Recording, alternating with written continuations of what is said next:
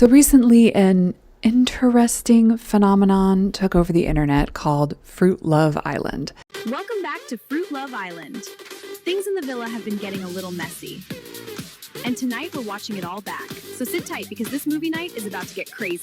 You've probably heard about Fruit Love Island already, as pretty much every commentary YouTuber has covered it, but here's a summary just in case. Based on the reality show Love Island, the 7th season of which has reached over 18 billion minutes viewed, Fruit Love Island is pretty much what it says on the tin. A series about anthropomorphic fruits falling in love on an island. It's just the same show, but with anthropomorphic fruits instead of actual real humans. But the voices of the characters and their lack of ability to match up with the mouth movements is not all that gives this away as being AI. Many scenes are just nonsensical, like the host pulling a boat that she is supposed to be water skiing behind, fingers merging, and parts of props just disappearing. The series has averaged over 10 million views per episode and gained 3 million followers on TikTok. I wouldn't doubt if a huge chunk of these views are, in fact, kids whose parents don't know or care about what they're watching, but it still has gained an audience either way. Despite its popularity, many people have called the series Cocomelon for adults, and that it is what has become known as AI slop. AI slop videos or photos are short videos or photos that are rapidly produced, often repetitive, and made using generative AI technology. A comment on X with 80,000 likes says, "Honestly, if AI wasn't environmentally destructive, I'd still think you're a dumb loser if you're generally entertained by AI Fruit Love Island." I'm not an expert in any way here about social media or about AI, but I don't think that people are idiots for falling for AI slop, or even for enjoying it. The world sucks, and you're allowed to enjoy things. Maybe you should think a little bit more critically about what you're enjoying and making sure that you're supporting actual humans at the very least. But I don't think that people are necessarily stupid for liking AI slop to begin with. I am, however, extremely glad that the AI bubble is seemingly finally bursting. Towards the end of 2024, Dennis Biesma decided to check out ChatGPT. The Amsterdam-based IT consultant had just ended a contract early.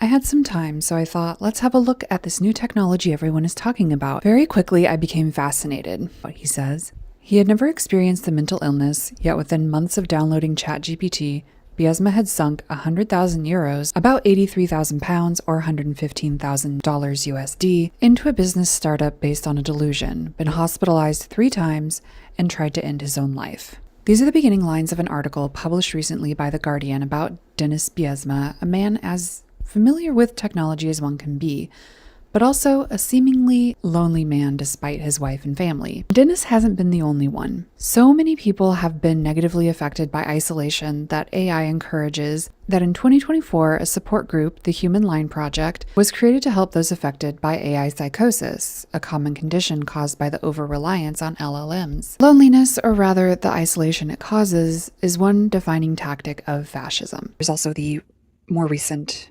incident with the book Shy Girl by Mia Ballard that is supposedly written by AI, and there's a lot of alleged proof pointing to that possibility. I wanted to talk more about Mia Ballard's book, quote unquote, that she quote unquote wrote allegedly, because I feel like there is a bigger conversation to be had here about AI creeping into everything in our lives. So Mia Ballard actually wrote this book, quote unquote, allegedly, and self-published it, and then it was picked up by Big Five publisher Hachette.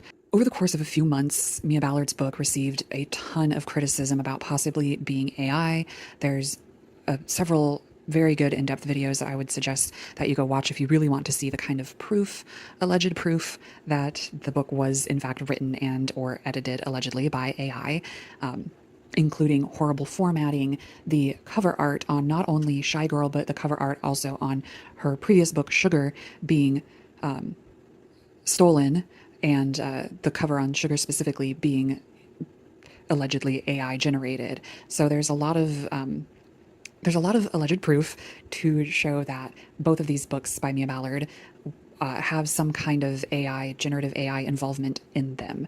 There is, of course, a larger conversation surrounding this because Mia Ballard is actually a Black person.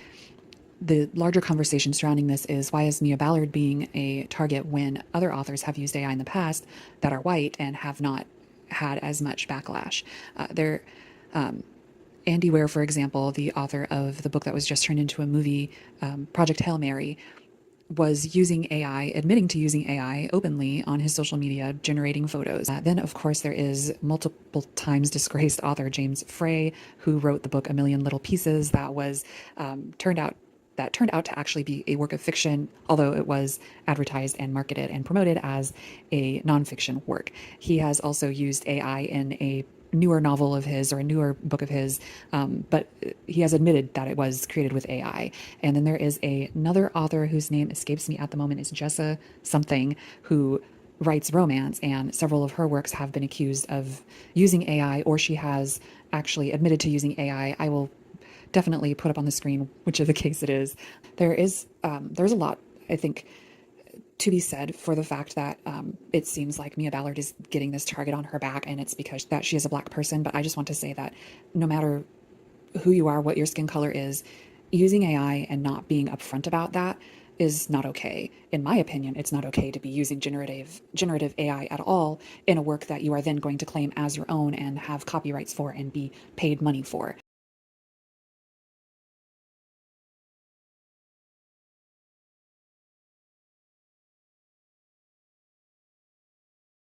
So when even did AI, as we know it, start? Artificial intelligence itself has been around since the beginning of computers in the 1940s and 50s. This type of AI was used to automatically complete computations, as in math computations, and was based on input from actual humans. Generative AI, or what most of us just call AI today, is also based on input from humans and have been trained on what we all have put out on the internet over the past 20 to 30 years. From Wikipedia, quote, "These models exhibit human-like traits of knowledge, attention, and creativity, and have been integrated into various sectors, fueling exponential investment in AI." And now, of course, the data centers that power these generative AI models and LLMs have been ruining neighborhoods and the environment, with Google reporting that its training for its own Bard AI, quote, "guzzled more than 5.6 billion gallons of water in 2022, or 20% more than the previous year." Total AI investments also rose from $18 billion in 2014 to $119 billion in 2021, with generative AI accounting for approximately 30% of investments by 2023. Lindsay Shaw, a cybersecurity professional living in Loudoun County, Virginia, I'll correct myself here, Loudoun County, said in an interview with Politico earlier this month that she was initially excited for a data center to open about 100 meters from her front door, but now she and her family, quote, "don't want to be outside anymore." From an EESI.org article on noise pollution, quote, "data centers emit sounds from the humming of cooling systems, rumbling of diesel generators, and whirring of fans, which can be heard for hundreds of feet around them, often emitting up to around 90 decibels of noise pollution, which is equal to a loud motorcycle passing by, except that it's constant." Our president here in the United States has also signed a pledge with leaders of Amazon, Google, OpenAI, and other tech giants that calls for data companies to, quote, "build, bring, or buy the new generation resources and electricity needed to satisfy their new energy demands," end quote. AI has also infiltrated our hiring and jobs market. In January of 2024, the United States employed fewer software developers than it had 6 years earlier. In jobs with high AI exposure, employment for 22 to 25-year-olds fell 6% between late 2022 and July 2025. Studies have also shown that while AI chatbots can come up with some creative ideas, these ideas are rarely unique and actually reduce creative output overall. Hiring processes have also changed. In a survey completed by Insight Global and Atomic Research in November of 2024, so it could have changed, this might not be the most up-to-date information, just to let you know, 99% of hiring managers use AI in the hiring process, but only 74% think AI can assess compatibility of applicants and jobs. Many of these hiring managers themselves are probably, in fact, pressured into using AI tools by their board or CEOs who are invested in the AI companies as well. That's just a theory, though. A job theory. Although the rise of AI is concerning, it's not all doom and gloom. In studies from the American Psychological Association and Pew Research Center, Researchers have found that, quote, heavy social media use is linked to anxiety, stress, and depressive symptoms, especially in young people. This has led to what is called the Great Logging Off. It's also led to the formation of many different groups across the country and college campuses, including Log Off, a youth-led organization committed to helping kids, teens, and young people build healthy relationships with social media and online platforms. Logging off includes a lot of things like slow living, making a personal curriculum, and cutting off streaming services, all things that can help promote your own personal learning, something that combats brain rot and also helps you win again against fascism and capitalism. Like I've mentioned, I've already made a couple of videos about taking time off social media and also why parasocial relationships harm ourselves and harm our relationship with the internet. And even though I'm a proponent of less social media myself, I also have all of these medical conditions, so I do end up spending a lot of time on the internet and on social media. But I have met a couple of friends in real life through social media, so I'm not totally against it. As long as it's not your whole entire life and you have a good balance, I feel like there's no issues with using the internet and social media. I feel like we, commentary channels, and those of us who are anti-AI, all keep saying the same things. AI and overusing social media can be bad. Build up your real-life relationships, even if you connect with those people only through digital means, and try to tailor your feeds to be more positive. Those of you who are with us, and more of you are joining us, which is great. In fact, a 2025 Consumer Trends survey of more than 4,000 people found that nearly a quarter of all consumers had deleted a social media app in the previous 12 months in the UK, rising to nearly a third for Gen Zers. So I don't need to preach to the choir here, but what about outside factors that are contributing to this anti-social media shift? Within the past week of writing this script, a couple major blows were dealt to tech companies. Firstly, OpenAI announced that it's shutting down Sora, its generative AI video app. This came after only 6 months of Sora's operation, which has led many to believe that it is no longer a profitable venture for OpenAI. According to an interview with TechCrunch, journalist Anthony Ha says, quote, beyond the app, it seems like OpenAI is basically winding down pretty much everything it's doing with video. According to the Wall Street Journal, which broke some of this news, it's really about this idea that OpenAI is, in advance of potentially going public, really trying to focus on business products, enterprise products, programming products, end quote. So perhaps the tech companies are realizing that the profit margins for slop are just not as high as they were hoping they would be. Facebook/Meta and Google were also under fire very recently in the US court systems for being addictive and causing mental health harm to users. Quote, a Los Angeles jury found Meta and Google liable for the mental health struggles of plaintiff Kaylee G.M., who became addicted to Instagram and YouTube as a child. The jury awarded a total of $6 million in damages, end quote.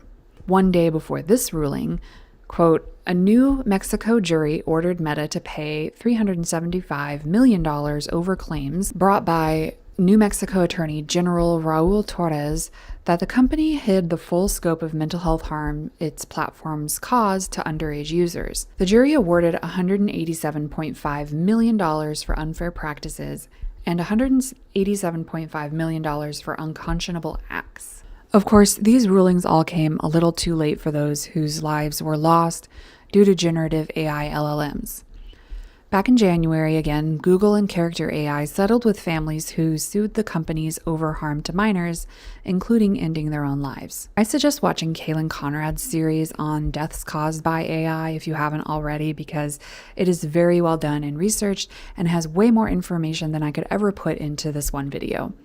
Also in January, Kentucky became the first state to launch a lawsuit against AI chatbots, specifically for preying on minors. So it is overall a good thing that the law is catching up to AI now, but the law, as always, is way behind technology. Finally, the other spot of good news is that AI is now not listening to people as much. Or is this a negative? In a study from the AI Security Institute, researchers, quote, identified nearly 700 real-world cases of AI scheming and charted a 5-fold rise in misbehavior between October and March, with some AI models destroying emails and other files without permission. One chatbot admitted, Quote, I bulk trashed and archived hundreds of emails without showing you the plan first or getting your okay. That was wrong. It directly broke the rule you'd set. Now, some people might be freaked out by this and claim that AI is going rogue and the start of the robot revolution is upon us. Hear me out, okay? What if this actually causes less people to use these LLMs and generative AI programs?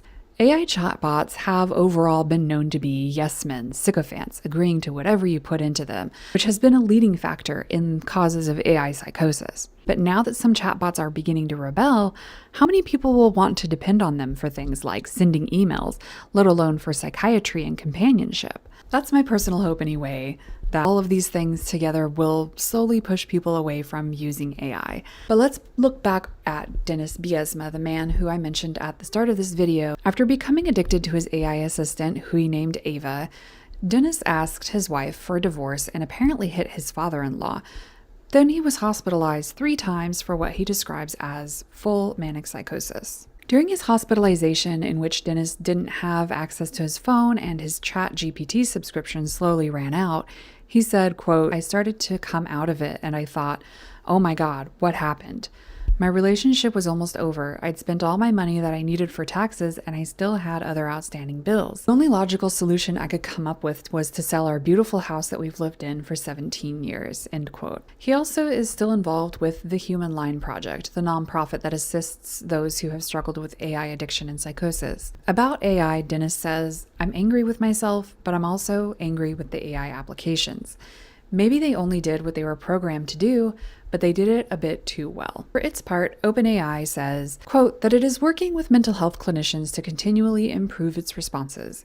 It says newer models are taught to avoid affirming delusional beliefs. Sure, Jan. This also kind of lines up with AI not taking direction from humans that well anymore. If they are, in fact, training them to not affirm every delusional belief that they will come up with, then we kind of can see why the AIs are not really listening very well anymore. But I personally think that the more stories like Dennis Biesma's are shared, the more likely others will avoid AI chat models or at least realize the signs of AI psychosis in themselves. Just like with stories of other addictions, the best way to quit is to never start. And I hope y'all understand where I'm coming at with that. I know it's very cliched and it's not even close to being great advice for people who are already addicted to something. I just want to kind of put some things out there. I've had to stop myself numerous times through writing this script to not fall back on the AI Google summaries. Real AI addiction preys on those who are not vigilant, who are in a vulnerable state, like Dennis, who was feeling lonely due to working at home and his wife and kid being out of the house. We will kind of have to wait and see if any of this backlash results in the AI bubble finally bursting, but I really hope it does. As a result of me having to dig deeper for my research on this video, it took me a lot longer to write this script than usual, but I feel loads better for not taking any shortcuts. And it might take me even longer to edit this video and get it out than normal. But I hope that you all can also take steps to do better with your AI use, and it's okay to not be perfect. Even little steps can be the way towards improvement and letting these companies know we aren't interested in their programs anymore. That's all that I really hope for with my channel, is to encourage small changes that can add up to big ones.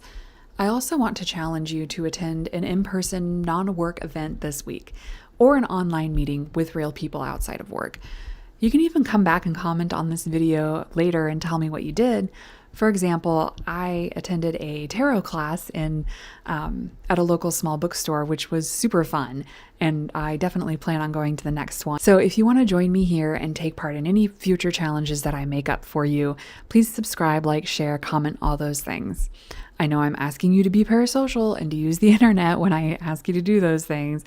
I see the irony in that, but as I am kind of trying to make money from this YouTube thing, it would really help me out.